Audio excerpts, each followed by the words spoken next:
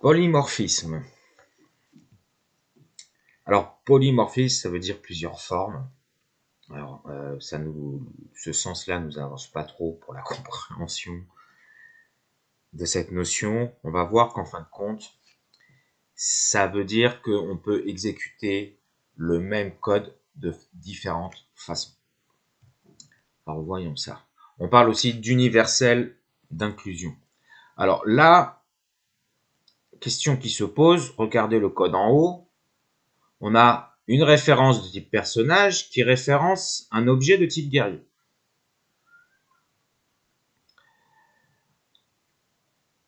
Ce qu'il se passe, après sur la référence un personnage, on veut exécuter la méthode rencontrée. Et on a vu que la méthode rencontrée était redéfinie dans la classe guerrier. Donc c'est-à-dire que la méthode rencontrée existe dans la classe personnage et a été redéfinie dans la classe guerrier.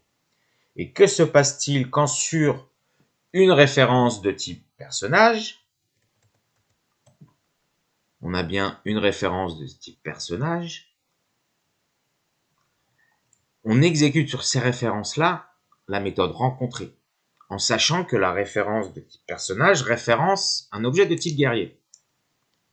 C'est-à-dire qu'en mémoire, l'objet est de type guerrier. Alors, c'est cette question-là qui se pose, en sachant au préalable que new guerrier est un opérateur. Donc, il est exécuté pendant que le programme, donc, par conséquent, s'exécute. Pendant l'exécution du programme, cet opérateur va créer l'objet guerrier en mémoire.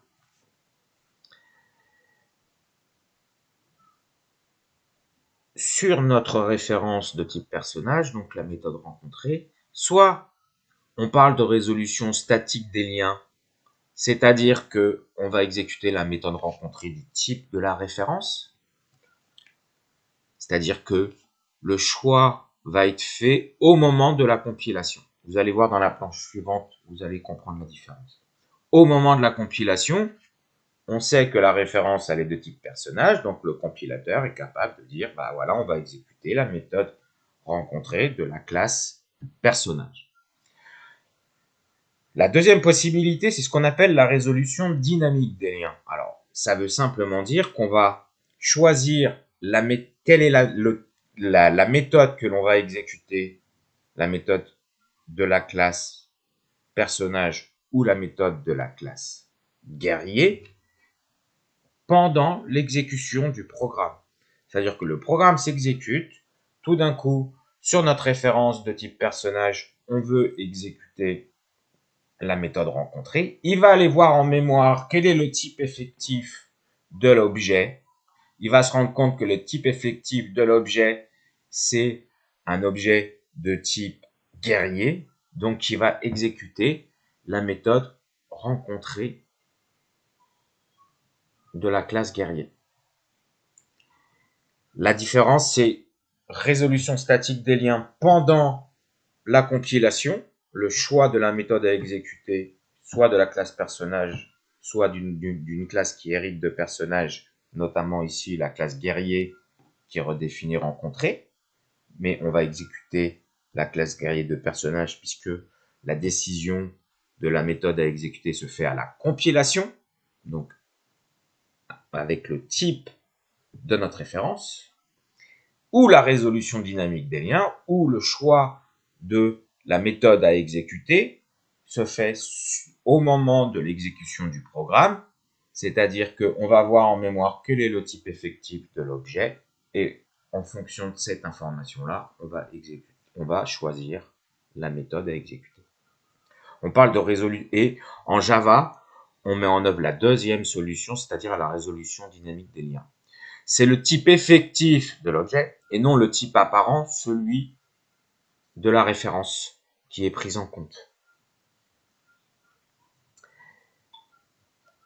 Alors, pourquoi je vous parle ici de type effectif et donc le type de l'objet et le type de la référence, et ça a une relation entre le moment du choix à la compilation ou à l'exécution du programme. Parce que, en fin de compte, regardons cet exemple pour le mettre en lumière. Ici, on a une classe printer avec une méthode print. Très bien. Deux classes, startPrinter et brassPrinter, qui elle est en printer. Donc ces deux classes vont définir des objets startPrinter qui est aussi un printer. Et on redéfinit dans les deux classes startPrinter, brassPrinter la méthode print. Dans brassPrinter, on a une méthode spécifique, println. Regardons le programme principal à droite. Méthode main, on déclare et crée un tableau de deux printers de taille, un tableau de deux printers de taille 2. Dans ce tableau, pour la première composante, on lui affecte un objet startPrinter, la deuxième composante, un objet brassPrinter. Okay. Et à l'exécution du programme, si vous vous souvenez, on avait vu la classe random dans le TP, dans l'atelier de professionnalisation, le petit jeu plus ou moins. Ce code-là, les deux instructions là, new random et random.nextInt22, va nous générer au hasard 0 ou 1. Des fois, ça sera 0, des fois, ça sera 1. Puis après, sur l'objet correspondant à l'index, tiré juste avant, on va exécuter la méthode print. Donc, des fois, on va exécuter la méthode print, en fait, avec un objet effectif qui sera startPrinter ou un objet effectif qui sera brassPrinter. Et on affiche mon message. Donc là, on voit bien que le type de l'objet sur lequel on va exécuter print, on ne le connaît pas à l'exécution du programme, puisque l'index est tiré au hasard à chaque exécution. Donc des fois, ça sera 0, des fois, ça sera 1. Donc des fois, on va exécuter la méthode print sur startPrinter, des fois, on va exécuter la méthode print de brassPrinter. Pourquoi? Parce que c'est au moment de l'exécution du programme que la décision est prise de savoir quelle est la méthode que l'on va exécuter.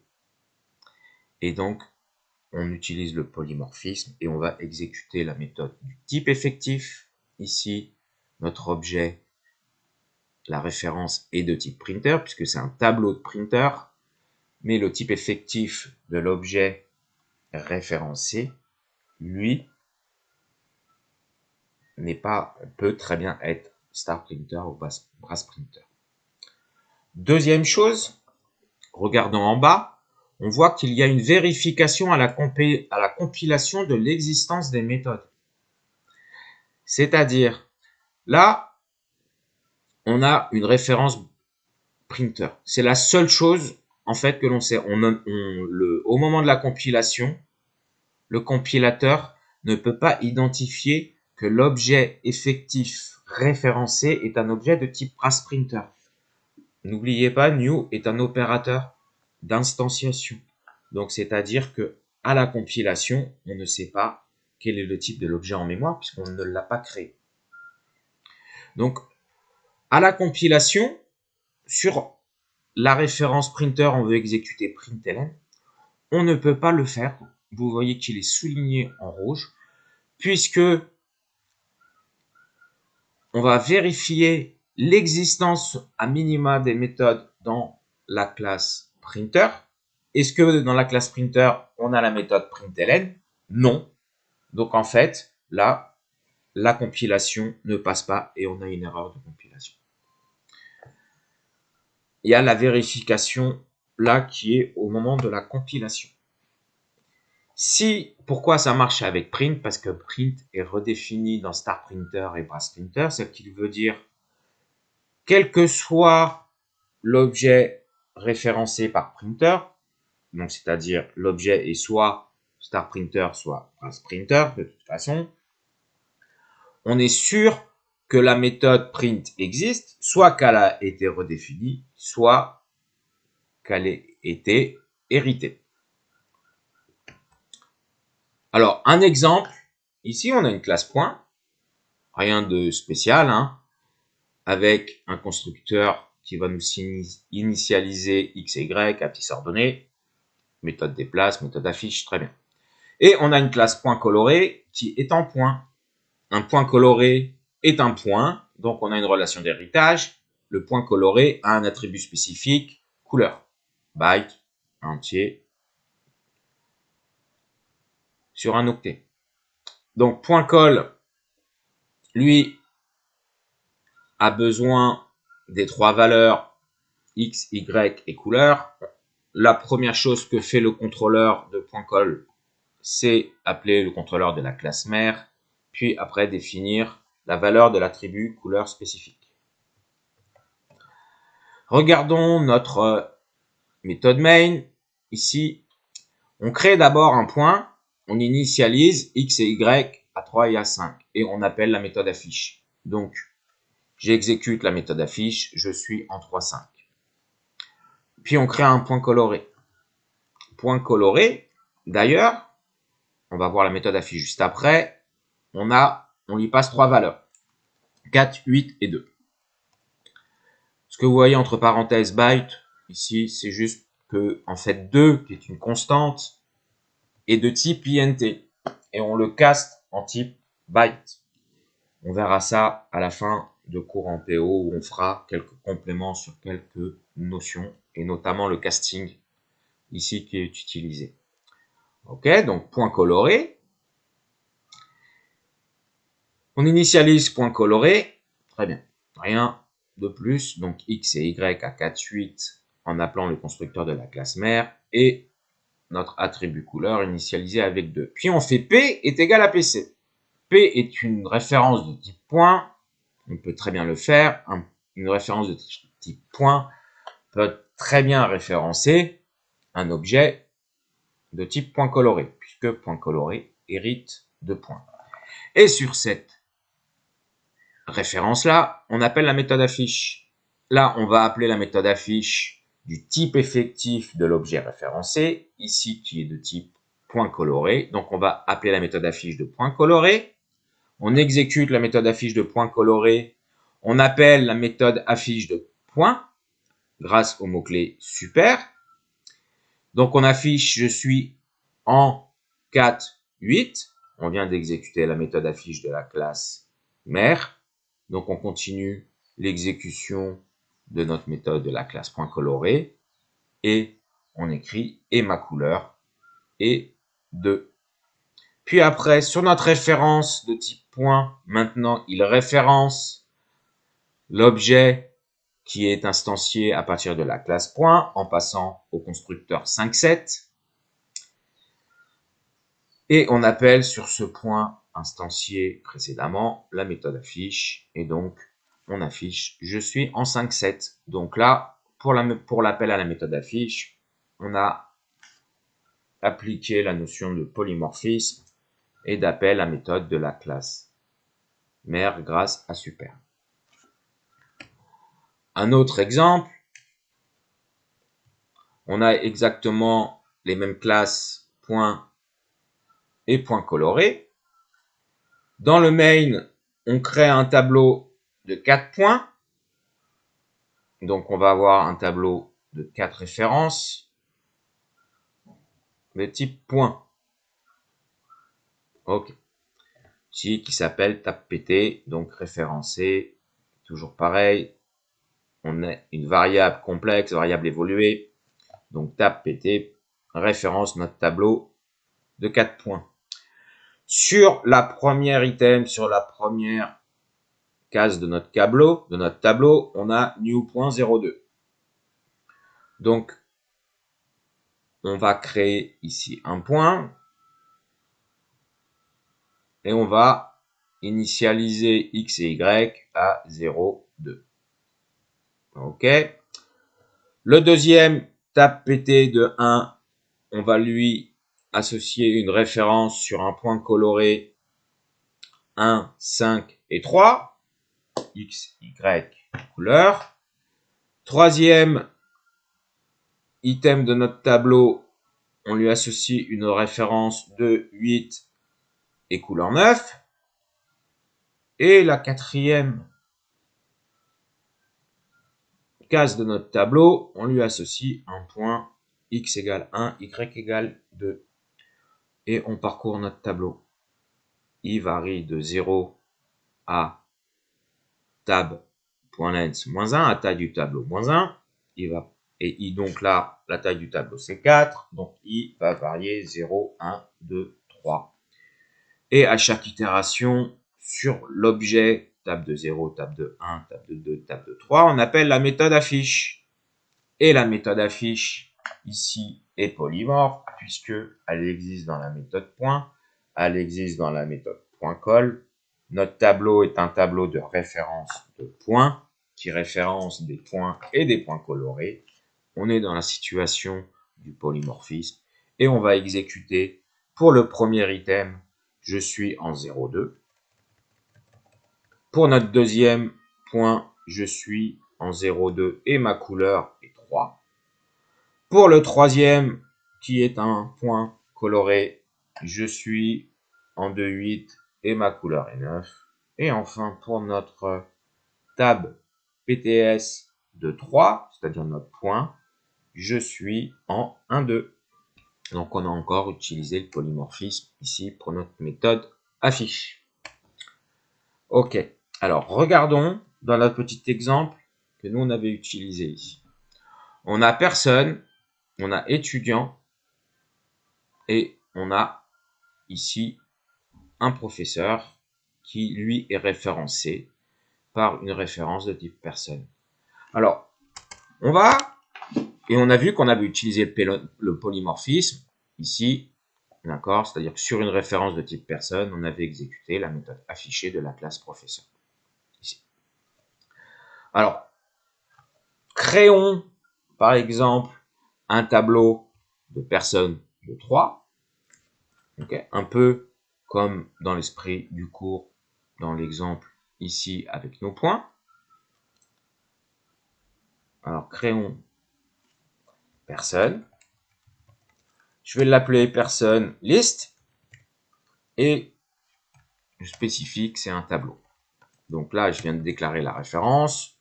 New personne et on va mettre de 3. D'accord? Donc personne list, maintenant on va remplir notre tableau. Personne list, on va dire qu'il est égal à personne. Notre référence sur un objet de type personne. Alors personne list de 0. Voilà. Avec le principe de substitution, on peut très bien avoir une item de notre tableau qui va référencer un objet de type étudiant et une item de notre tableau qui va pouvoir référencer un objet de type professeur. Ok, donc exécutons déjà juste ça pour voir que tout fonctionne. On n'ait pas d'erreur d'exécution. Et là, donc, je vais parcourir mon tableau. INT, donc I est égal à 0, I inférieur à personneList.length et I++. Je parcours donc par conséquent ici mon tableau.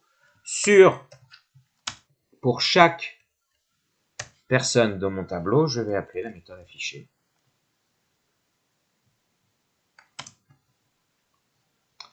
Alors, personne liste, non, de I bien sûr, sinon ça va pas marcher si je spécifie pas l'indice du tableau et affiché, voilà. Ok. Donc on va mettre un petit séparateur ici. Ok. Là, on va l'appeler polymorphisme. Voilà. OK.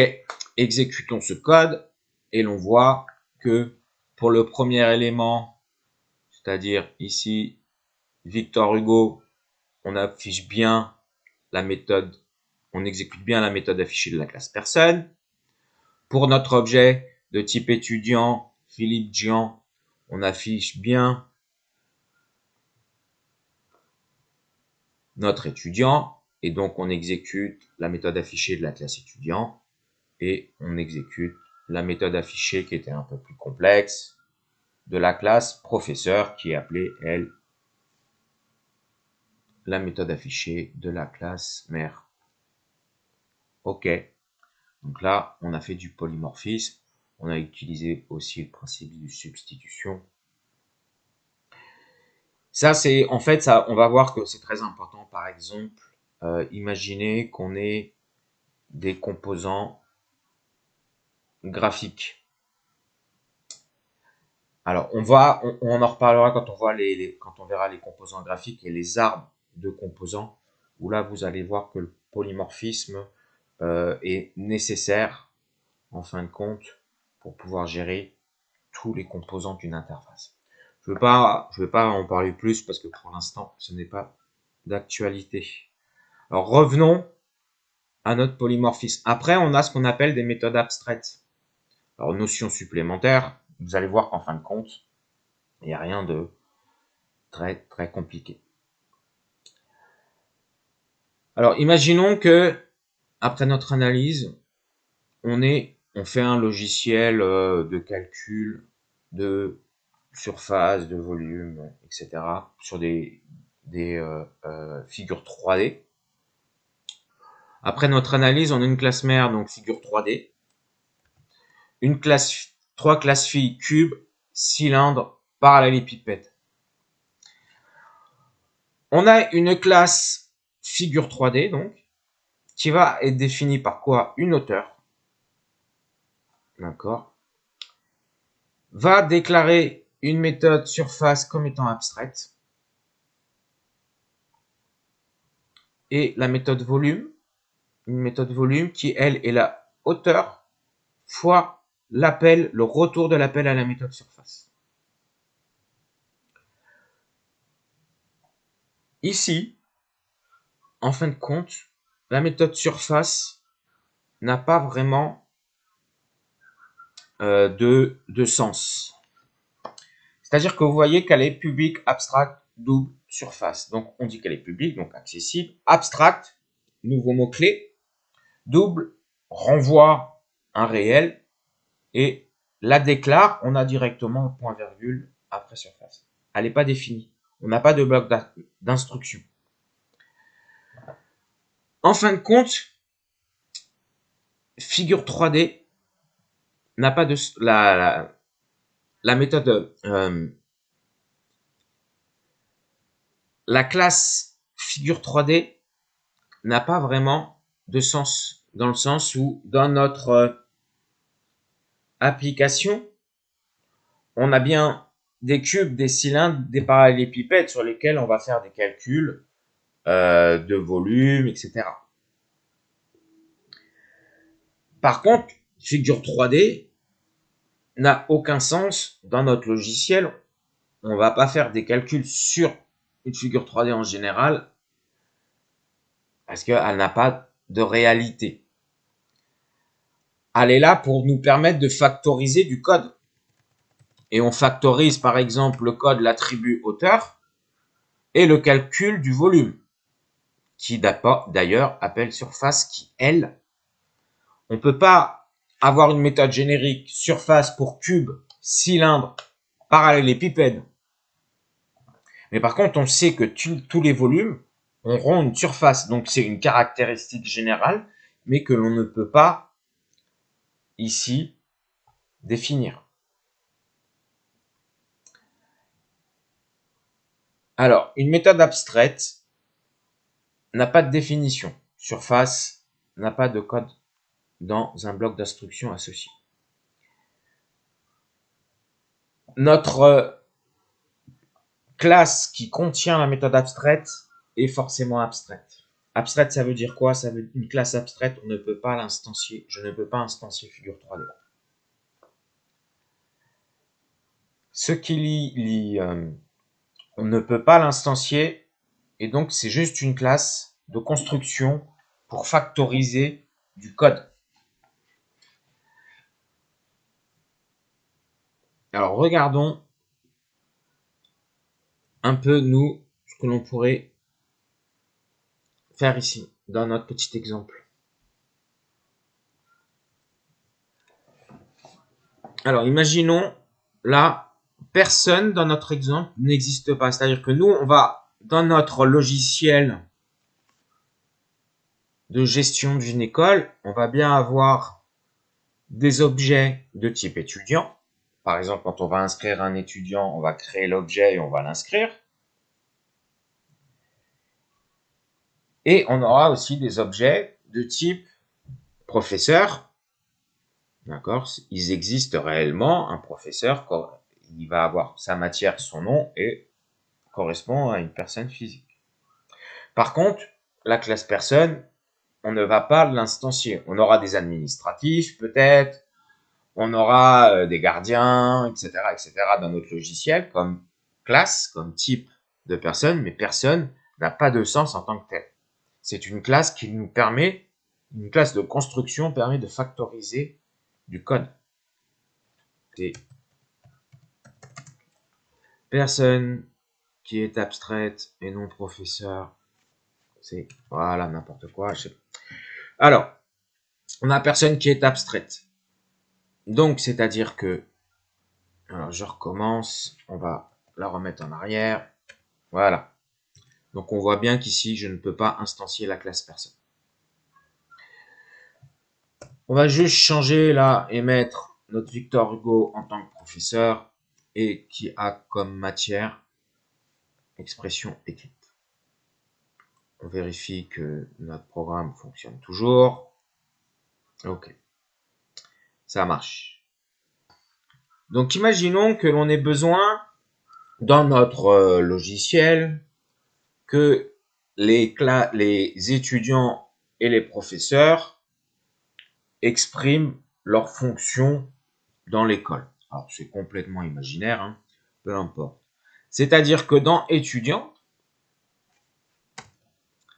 par exemple, je veux pouvoir récupérer, être informé de la fonction de l'objet. Par exemple, et ce qui va renvoyer, ça sera une chaîne de caractères, une méthode getFunction, chaîne de caractères, et il va retourner simplement la chaîne de caractères je suis étudiant. Et on va avoir la même chose dans professeur.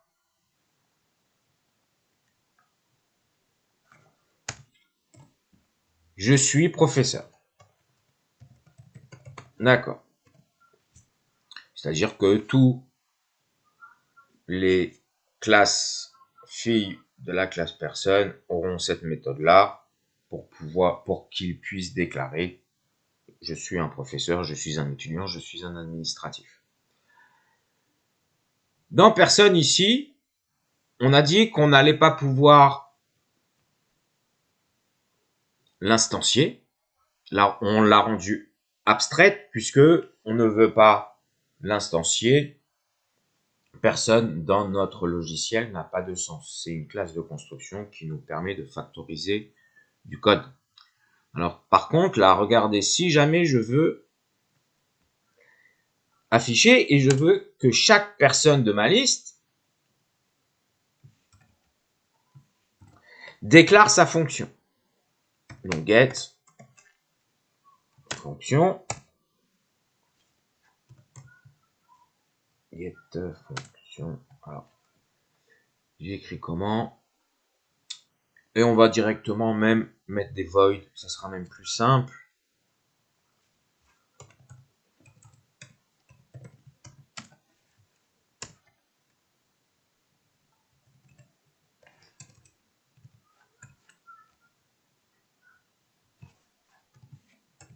Ok. Et pour étudiant, on va faire pareil.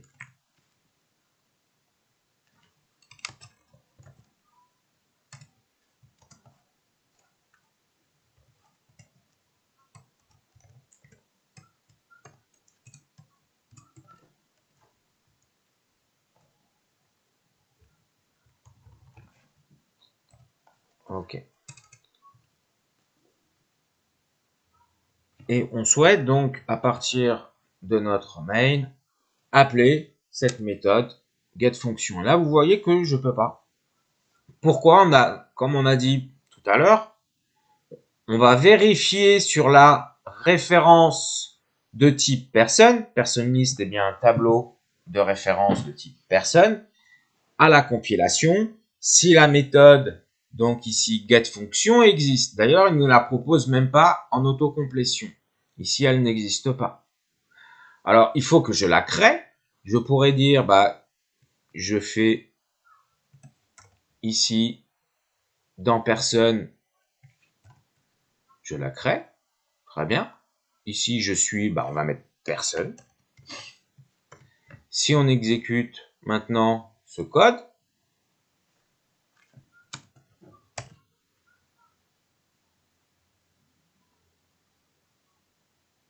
ça fonctionne. Voilà. OK. Ça fonctionne. Bien le polymorphisme. Et je suis étudiant, je suis professeur pour nos trois objets, professeur, étudiant, professeur. Très bien. Mais mon code là, dans personne, getFunction, une personne, je ne sais pas du tout quelle est sa fonction. En plus, c'est une classe abstraite puisqu'on ne va jamais l'instancier. Donc, par conséquent, cette méthode-là n'a pas trop de sens. Ce que l'on peut faire, plutôt que de la définir, on va dire qu'elle est abstraite.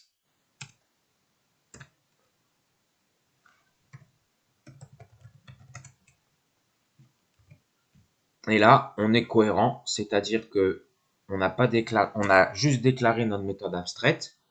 Les classes, pour pouvoir être concrètes, pouvoir les instancier, doivent donc définir la méthode getFunction. Si je ne définis pas la méthode getFunction, par exemple dans professeur, ici, vous voyez que vous avez une erreur de compilation.